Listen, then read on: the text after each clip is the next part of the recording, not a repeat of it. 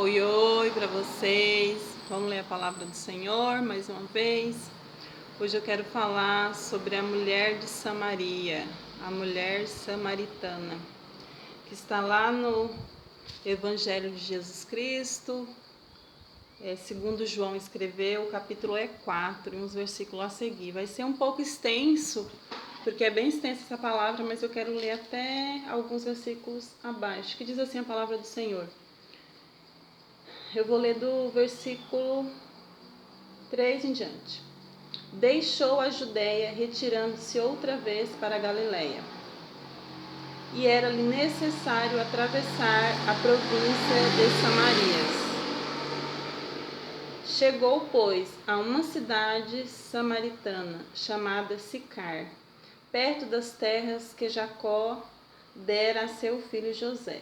Jesus, né, gente, que estava saindo, né, da Judéia, indo para a Galiléia.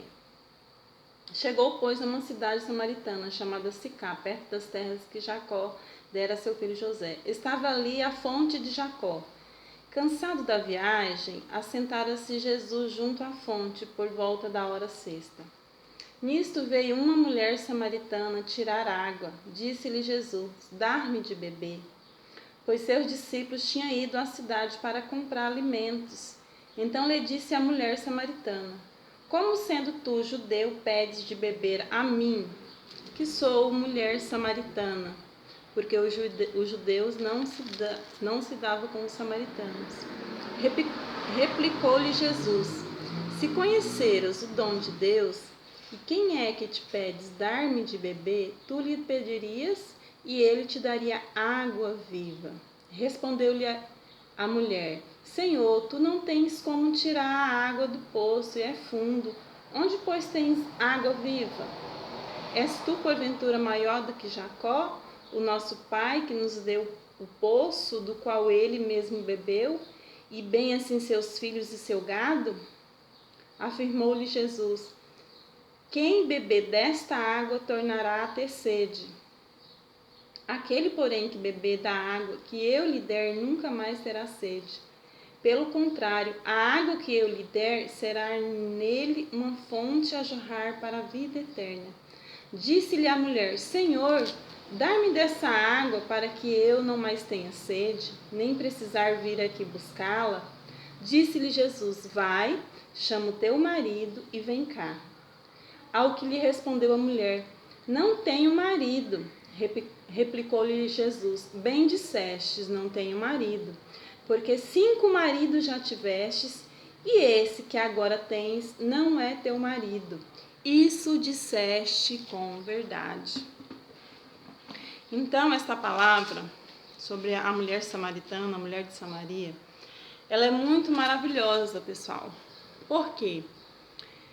Jesus ele quer nos falar sobre várias coisas nesse assunto aí da mulher samaritana, porque era necessário ele passar por aquele lugar, porque ele queria deixar uma lição para os samaritanos, né, e para os judeus, porque ele era maior do que judeus, do que samaritano. Jesus ele veio para unir as pessoas, não desunir. Mas Jesus, porque naquela época, essa história tudo, a gente vai olhar e ver como que o povo judeu, eles não se davam com o samaritano, porque muito tempo atrás, lá em Reis, que fala sobre as histórias dos reis, lá em vários lugares do Velho Testamento, fala que Deus mesmo, ele repartiu o reino. Por causa do reino, né, as tribos eram 12 tribos, e por causa que Salomão pecou e ele fazia muitas idolatrias, ele se misturava com muitos deuses, ele adorou a muitos deuses que não era da vontade de Deus. Então o Senhor rasgou o reino e ali foi se dividido. E através daquilo ali que o povo começou a divisão de adora no monte, adora em Jerusalém, adora em um lugar. Então o povo eles não sabiam aonde adorar o Senhor Jesus, não sabiam onde adorar a Deus. E eles ficavam com essa briga, essas rixas, que tinham que adorar num lugar e outros diziam que tinham que adorar no outro lugar. Então os judeus e os samaritanos eles não se davam. Mas quem fez isso foi Deus. Deus, ele permitiu que fizesse por causa da idolatria, porque o povo não obedeceu, e também com um propósito, porque Deus, amigos e irmãos, tem sempre um propósito. Independente das coisas, das consequências, das coisas que acontecem, Deus tem sempre um propósito. Porque nós, os gentios, não poderíamos, ser, naquela época de Deus. Então, através de ter separado o reino, nós fomos enxertados na videira verdadeira, que é Jesus Cristo. Então, é muito estudo para se estudar, é muita palavra para se falar. Mas, então, o propósito daquilo que Jesus quis dizer para aquela mulher de Samaria era isso, que os verdadeiros adoradores adorariam o Pai em espírito e em verdade. Que não era nem naquele monte onde que ela foi ensinada e nem em Jerusalém, mas que Jesus, ele vinha dos judeus, mas que não ia haver acepção de pessoas, que ele estava vindo tanto para judeus como para samaritano, para unir. Então ele falou assim, quando ele falou assim, a água que eu tenho para te dar, se tu beber não terá mais sede, porque Deus estava falando de salvação, de vida eterna. Deus não estava falando simplesmente daquela água que sacia a sede do poço que ela estava tirando, e que ele naquele momento, como homem, porque Deus é 100% homem e 100% Deus, então naquele momento ele estava com sede de homem. Mas ele quis mostrar através daquela palavra, daquele diálogo com aquela mulher, que Jesus ele tinha vindo para todos. Quando ele falou, se tu me pedires, eu te darei água viva, a jorrar para a vida eterna. É isso que Jesus nos dá, vida eterna, vida. Então ela falou, me dá dessa água. Então ela teve o desejo de receber de Jesus, daquela água que ela ia saciar a sede dela. Só que ela estava achando no momento que era a água mesmo para saciar a sede do corpo dela. Mas o que Jesus estava querendo dizer para ela era para a salvação, a vida eterna. Então, assim, é uma palavra muito ampla, muito linda da gente ver o contexto. E eu acho, amigos, muito interessante a passagem ali quando ele fala assim para ela, então vai e chama teu marido. O que tem a ver, se a gente for analisar, Jesus mandava chamar o marido dela para que ela venha a beber, que ele ia entregar a água da vida para ela. Então, assim, é algo muito para a gente repensar as escrituras, ver o que Jesus queria falar espiritualmente para nós. Vai, chama teu marido. Quando falou vai, chama teu marido, ela disse, não tenho marido. Aí ele falou, disseste com verdade, porque já tiveste 5. E agora o que você tem não é teu. O que Jesus estava querendo dizer? Que ele sabia da vida dela. Quando ela falou, vai vir um Messias, que ele vai dizer todas as coisas no diálogo deles, ela falou, vai vir um Messias. Só que ela não sabia que estava falando com o próprio Jesus. E ele disse, sou eu aqui estou. Então, quando ele falou sobre os 5 maridos dela, que é uma mulher que já tinha tido muitos maridos, ela viu que ele era um profeta. Veja que tu és profeta, porque ela não contou para ele, ela não conhecia ele, como que ele sabia que ela já tinha tido 5 maridos. Então, assim, é algo lindo de se ver, porque a palavra de Deus fala que Jesus, ele é o cabeça, a igreja é o corpo. Quando fala assim em mulher na palavra de Deus, mulher tem significado de nação, É nação e... tem 2 significados, eu me esqueci agora. Mas tem 2 significados. Então, quando ele quis dizer ali, mulher, vai e chama o teu marido. Porque Jesus, para nós, quando ele vir, nós vamos casar, porque nós somos noiva, a igreja é noiva do corpo de Cristo. E ele, simbolicamente, é o nosso marido, é o cabeça. Então, por isso que fala que a igreja é o corpo de Cristo, e Cristo é o cabeça. Então, é uma passagem assim espiritual também para a gente entender, porque lá no Velho Testamento, quando Israel pecou, quando o povo pecou, quando Deus falou que ele ia repudiar a sua mulher, que era a sua esposa, que era Israel, que ele estava falando da nação, então Deus deu carta de divórcio para aquela nação, mas ele disse que um dia ele ia restituir de novo, que ele ia aceitar de novo aquela mulher, Deus fala muito sobre, quando é sobre infidelidade, às vezes ele fala adorar outros deuses. Quando Deus fala, às vezes, na palavra de Deus sobre adultério, infidelidade, prostituição, ele está falando, às vezes, muitas das vezes na palavra, está falando sobre deuses, outros deuses que não é o Deus verdadeiro. Então, Jesus quis dizer àquela mulher, ele vai e chama o teu marido, né, para falar para ela o que ela estava fazendo.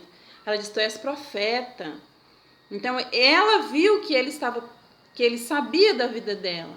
Então, é uma passagem assim muito linda, que a gente olha para ela e diz assim, Jesus realmente, ele sabe o que ele faz. E quando Jesus ele veio para unir o povo. Não existia judeu, samaritano, né? Jesus ele veio para unir. Ele é o nosso Deus verdadeiro, através dele nós somos salvos. Então não existe, hoje em dia a gente vê para o mundo do jeito que está, as religiões divididas, sabe?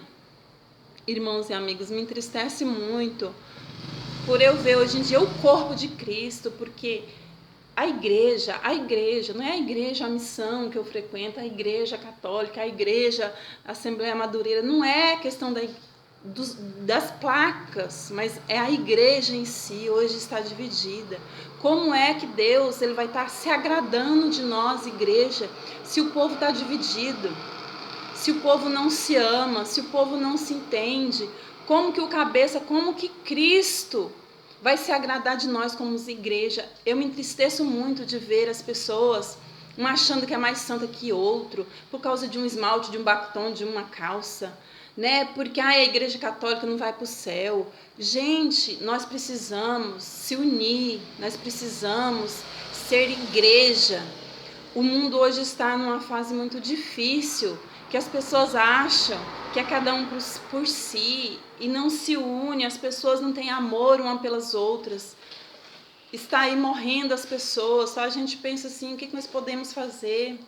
Né? Mas nem nós como igreja às vezes aceitamos aos outros.